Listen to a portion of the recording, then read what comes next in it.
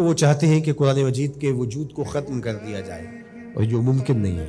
کتنے نسخے جلاؤ گے، اس کتاب کو ختم نہیں کر سکتے۔ اگر تم قرآن مجید پر پابندی بھی عائد کر دو، جس طرح ما وراء النہر کی ان ریاستوں میں ہوا تھا، قرآن مجید پہ پابندی تھی، کوئی گھر میں قرآن نہیں رکھ سکتا تھا، پکڑا جائے تو اس کا گھر گرا دیا جاتا تھا۔ لیکن جب یہ ریاستیں آزاد ہوئیں اور یہاں سے لوگ قرآن مجید لے کر وہاں گئے، وہ قرآن اٹھاتے تھے، چونتے تھے، روتے تھے اور کھولتے تھے، چونتے، پڑھنا نہیں آتا تھا، اور جب یہاں سے گیا ہوا کوئی شخص ایک آیت پڑھتا تو وہ آگے پڑھنے لگ جاتے، تو انہیں کہا جاتا تمہیں تو پڑھنا نہیں آتا، تم زبانی پڑھ رہے ہو۔ کہا کہ ہمارے پاس قرآن مجید کا نسخہ تو موجود نہیں ہے، لیکن ہماری ماں نے ہمیں قرآن یاد کروایا۔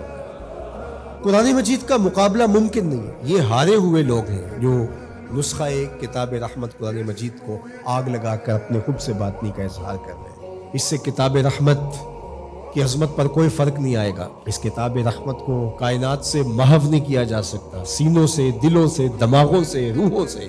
اور اللہ تعالیٰ نے قرآن مجید کی حفاظت کا جو ذمہ اپنے ذمہ کرم پہ لیا ہوا ہے، کس طرح اس کتاب کو محو کیا جا سکتا ہے، اس کو مٹایا جا سکتا ہے۔ یہ ہدایت کا سرچشمہ، یہ نور و نکہت کا روشن حوالہ، یہ اجالوں کا نقیب، یہ منور اور تاباں کتاب۔ میں یہ بھی سوچتا ہوں کہ لوگ لوگوں سے ڈرتے ہیں، یہ کیسی قوم ہے جو کتاب سے ڈرتی ہے؟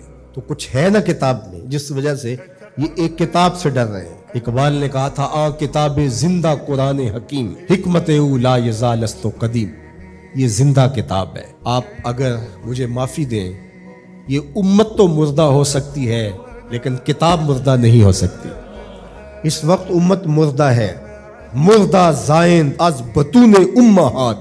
اقبال نے تو یہاں کہا تھا کہ آگے جو پیدا بھی ہو رہے ہیں وہ بھی مردہ پیدا ہو رہے ہیں ماؤں کے پیٹوں سے۔ یہ امت مردہ ہے اس وقت، تبھی یہ ہوا ہے۔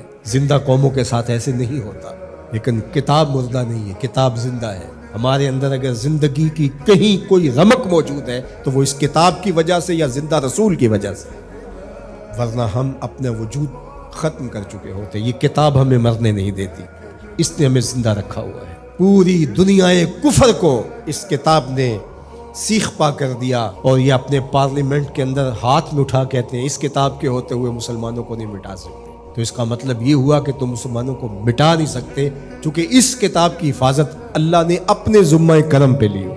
اس کتاب کو تم مٹا نہیں سکتے، اللہ مٹنے نہیں دے گا۔ تو جب اس کتاب کو تم نہیں مٹا سکتے تو اسلام کو بھی نہیں مٹا سکتے۔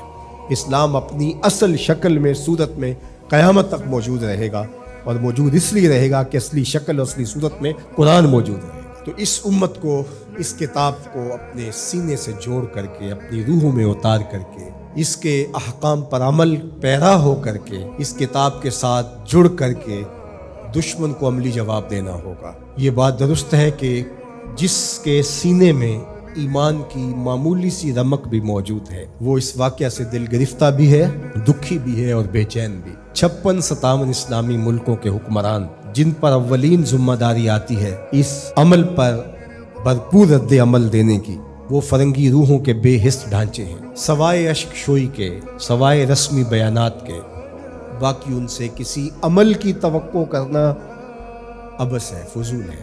اس وقت عالم کفر جس طرح متحد ہے، عالم اسلام اس ایجنڈے پہ متحد نہیں ہے۔ یہ واقعات امت کو دوبارہ کھڑا کرنے کے لیے کافی تھے۔ جب 2006-07 میں جب یہ تسلسل کے ساتھ سب سے پہلے باقاعدہ ہوا تھا، ویسے تو یہ عرصہ دراز سے یہ سلسلے چل رہے ہیں، تو اس وقت میں بڑا پر امید تھا۔ جس طرح لوگ ایک دم سڑکوں پہ نکل آئے، مجھے لگتا تھا کہ جو اقبال نے کہا تھا مسلمان کو مسلمان کر دیا طوفان مغرب نے، تلاتم ہائے دریا ہی سے ہے گوہر کی سیرابی، کہ طوفان مغرب نے مسلمان کو مسلمان کر دیا ہے۔ رد عمل کے طور پہ یہ جڑ جائیں گے اور سب کچھ ہوگا، لیکن چند دنوں کے بعد وہی کچھ تھا جو ماضی میں تھا، کوئی فرق نہیں تھا۔ ایک ہنگامہ بپا ہوا، لوگ سڑکوں پہ آئے، نعرے لگائے، اور انہیں لگا کہ ہم نے اپنے جذبات کی تسکین کر لی ہے اور ٹھنڈے ہو کے گھر بیٹھ گئے۔ ہمیشہ ہوتا یہی ہے، جس طرح وہ کسی کو صدمہ پہنچے تو لوگ کہتے ہیں اس کو ذرا کھل کے رو لینے دو، کھل کے رو لے گا تو صدمے کی شدت کم ہو جائے گی۔ تو ہم کہتے ہیں ہمیں احتجاج کر لینے دو، اس کے بعد ہم پھر اسی جگہ پہ آ جاتے ہیں جہاں سے چلے ہوتے ہیں۔ اور دشمن بعض اوقات تو ہمارے رویوں سے اس کو وہ خوشی ملتی ہے جو اس کی توقع میں بھی نہیں ہوتی۔ بسا اوقات مختلف بلاد اسلامیہ کے اندر بالخصوص ارض وطن میں ایسا ہوتا ہے کہ دشمن اہانت رسول کرتا ہے، قرآن مجید کے نسخہ نور کو آگ لگاتا ہے، اور ہم رد عمل کے طور پہ اپنے ہی ملک کے لوگوں کے املاک کو جلا رہے ہوتے ہیں اور گاڑیاں جلا رہے ہوتے ہیں اور ایک دوسرے کو نقصان پہنچا رہے ہوتے ہیں۔ تو دشمن اس وقت کس قدر خوش ہوتا ہوگا جب اس نے ادھر قرآن مجید کے نسخے کو آگ لگائی اور ادھر ملک کی گلیوں اور سڑکوں سے دھواں اٹھنے لگا اور لوگ ایک دوسرے کے خلاف کھڑے ہو گئے اور املاک کو برباد کرنے لگے۔ تو اس کو تو یہ توقع بھی نہیں تھی، اگر اس کو یہ لگے کہ میرے اس عمل سے مسلمان جاگ جائیں گے اور کھڑے ہو جائیں گے اور اس کتاب کے ساتھ جڑ جائیں گے اور اپنی عملی زندگی کو اس کتاب کے دائرے میں لے آئیں گے، تو وہ کبھی بھی یہ عمل نہ کرے۔ اسے پتہ ہے کہ یہ اللہ اکبر، اقبال نے کہا سچ اگر پوچھے تو یہ امت حامل قرآن نہیں، یہ اصل اس نے قرآن اٹھایا ہی نہیں ہے، یہ صرف کتاب کو چومنے چاٹنے والے اور قول و قرار کی نوبت آئے تو سر پہ اٹھانے والے لوگ ہیں، یہ اصل میں حامل کتاب ہے ہی نہیں ہے۔ ہمیں اجتماعی توبہ کرنی ہوگی، اللہ سے معافی مانگنا ہوگی۔ قومیں راتوں رات نہیں بنتی ہیں، راتوں رات برباد بھی نہیں ہوتی۔ قوموں کو عروج پاتے صدیاں لگتی ہیں اور قوموں کو زوال پذیر ہوتے بھی برسا برس لگتے ہیں۔ تو آج ہمیں عروج کے سفر کو تو شروع کرنا چاہیے اور ہمیں عملی طور پہ قرآن کے ساتھ جڑنا چاہیے۔ کیا میں آپ سے توقع رکھ سکتا ہوں یہ عزم کر کے جائیں کہ آج کے بعد زندگی قرآن کے مطابق گزرے گی اور ہم اپنی نسلوں کو قرآن پہ لائیں گے، ہمارے گھر میں قرآن کھلے گا، قرآن پڑھیں گے اور قرآن پر عمل پیرا ہو کر کے امت کی تشکیل کے لیے ہم اپنے کردار کو جو ہے وہ شروع کریں گے۔